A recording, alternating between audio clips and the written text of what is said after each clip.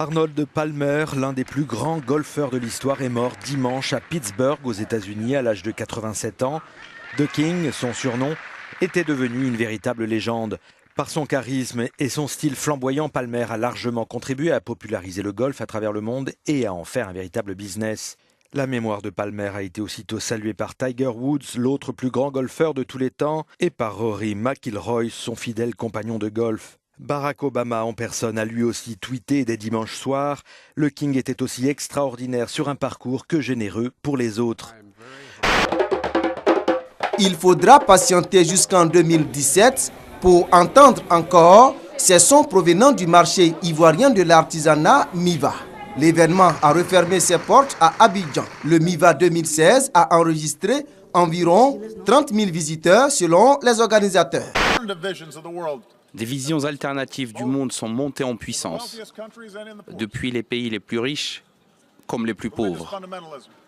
Le fondamentalisme religieux, la politique ethnique d'une tribu ou d'une secte, le nationalisme agressif, un populisme grossier, parfois de l'extrême gauche, mais le plus souvent de l'extrême droite, qui souhaite restaurer ce qu'il croit être un âge plus simple et meilleur, libre de contaminations extérieures. Nous ne pouvons ignorer ces visions.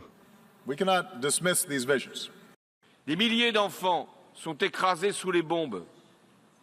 Des populations entières sont affamées.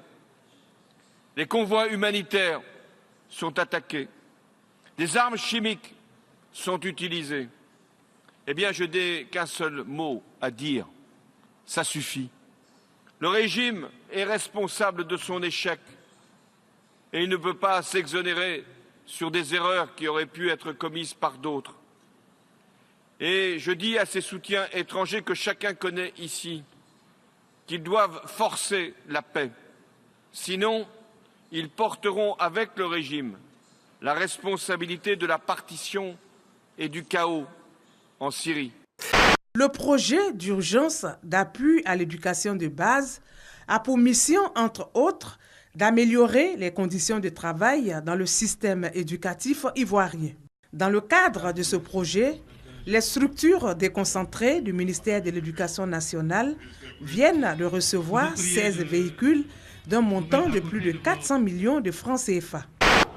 Le gouverneur a déclaré l'état d'urgence face à la gravité de la situation qui secoue cette ville de Charlotte, vous l'avez dit, pour une deuxième nuit d'affilée avec des manifestations que l'on peut qualifier d'émeutes par endroits puisqu'il y a eu des pillages, des violences. On sait que à la nuit dernière, plus d'une douzaine de policiers ont été blessés selon les éléments communiqués par les forces de l'ordre sur place.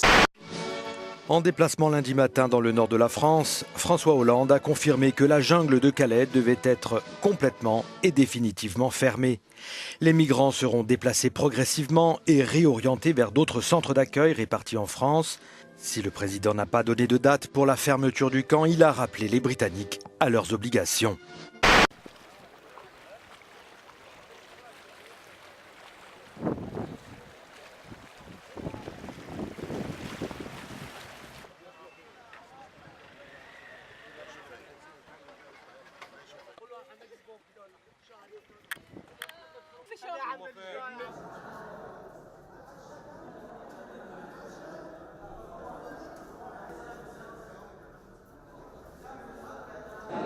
Oh, that was very, very, very scary and very terrible events. I can say the worst I have ever seen.